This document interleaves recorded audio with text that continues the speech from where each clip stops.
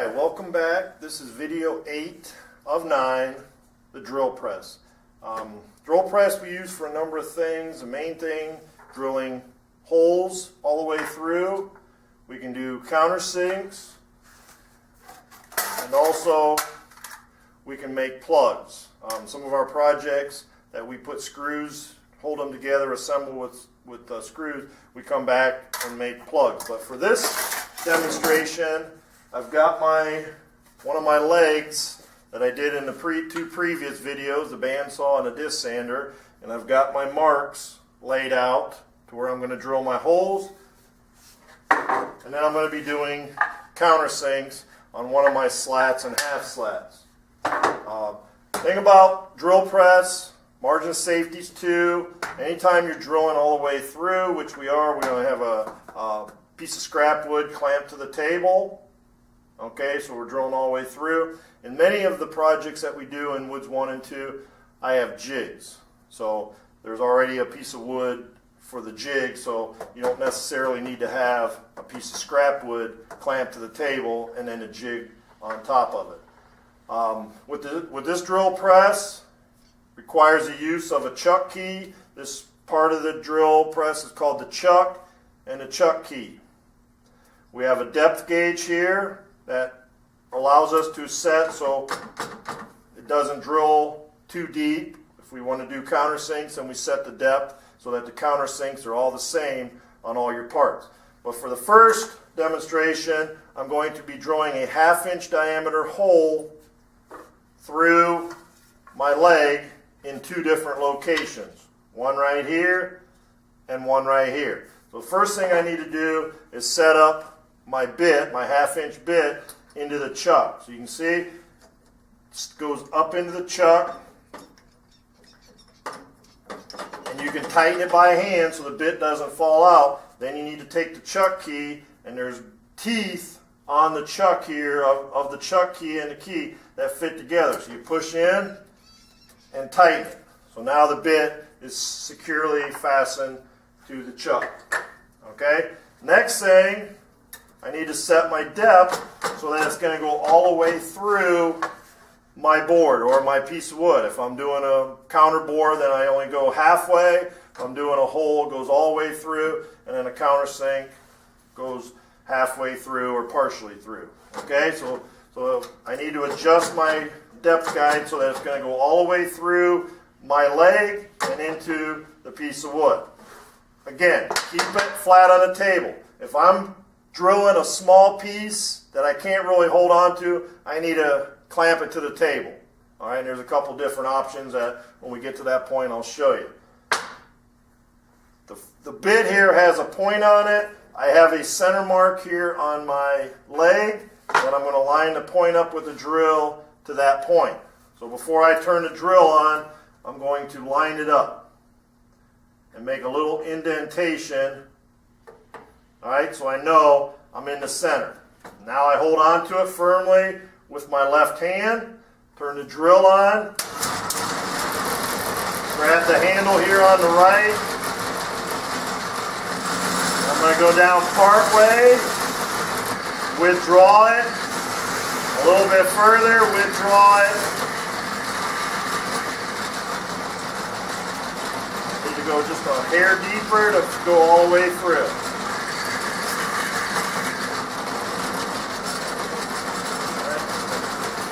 A hair deeper.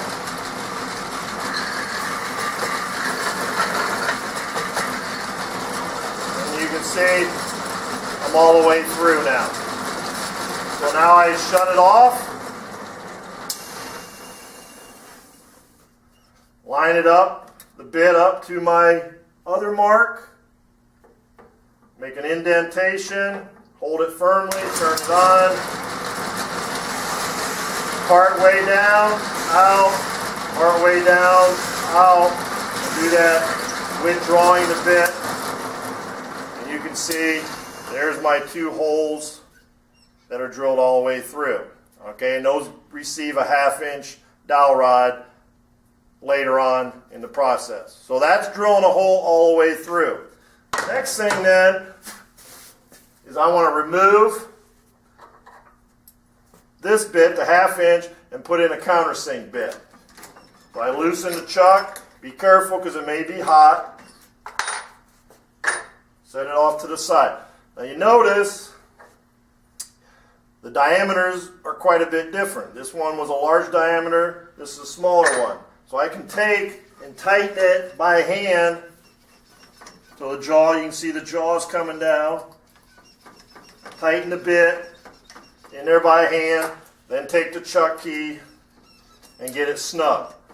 You don't want to get it centered or mounted in there out of center. You want to make sure it's centered so that when you turn it on, it drills in a tight radius and it's not going in an oblong direction. So a countersink is when this is the pilot hole and then this is the countersink. So when we drill a countersink, we want so the screw will be slightly below the surface, just barely, so when you run your finger across there, you cannot feel the screw. There's like a little indentation there. Counterbores when you drill deeper, then you come back and put a plug in there. So I need to be able to set the depth. If I try drilling a hole, all I'm going to drill, or drill a countersink, all I'm going to drill is a hole. So I need to set the depth so that when it comes down, this part of the drill bit is just drilling into the surface of my material, my wood. So I adjust this to where it's coming down, and there's an angle part of the drill bit that I want to just touch the surface, and it's going to make like a conical type hole. So it's going to be the pilot hole, then it'll come at a slight angle, so when the screw goes in, it goes slightly below. Notice it's got a point on there.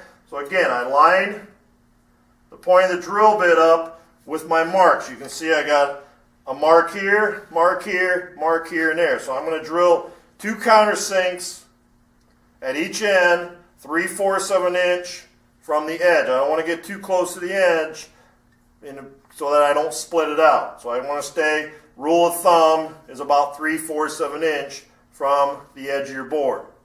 All right, and this one happens to be 3 inches from the end. So I line it up,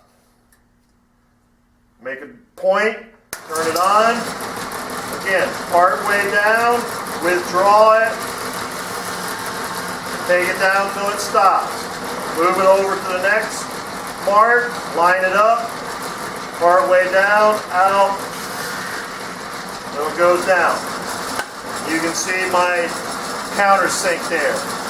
Flip it around, do the same at the other end, line it up, part way down, out, down the rest of the way. Slide it over, line it up, all the way down partially, and all the way down. And there's my 4 countersinks. Okay?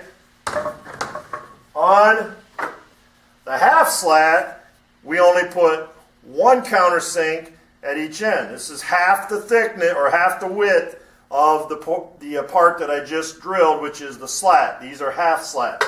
So I do the same thing. I don't adjust anything. It's a matter of turning it on, lining it up, making it halfway, out, down. Flip it around, line it up, maintain my 2-inch margin of safety, line it up, halfway down, and up. And there's my other 2 countersinks. So I would do that to all my slats, all my half slats. Okay, again, a couple other things that we can do on here. If you're ever drilling a round piece of stock like this, you have a chance of it rolling across the table. So you want to use what's called a V block. It's just that. It looks like a V. Set that in there. It prevents your piece of stock from rolling, and then you can position it and drill a hole. Okay? So remember, the depth gauge, chuck key, scrap piece of wood for drilling all the way through, clamp small pieces to the table. If there's any other special operations that you need to do, get my permission. We'll get you set up. We can drill large diameter, small diameter. The theory behind drilling is the smaller the drill bit, the faster the speed. The larger the drill bit, the slower the speed. So we can turn the speed down on there if we have to drill something, 2 inches, 3 inches, 5 inches, possibly even, up to 6 inches in diameter. So that's the theory behind drilling. Smaller the diameter of the bit, faster the speed. So you can see this one is going fast. That's a fast speed. RPMs. Okay? So that concludes video 8 of 9, the drill press.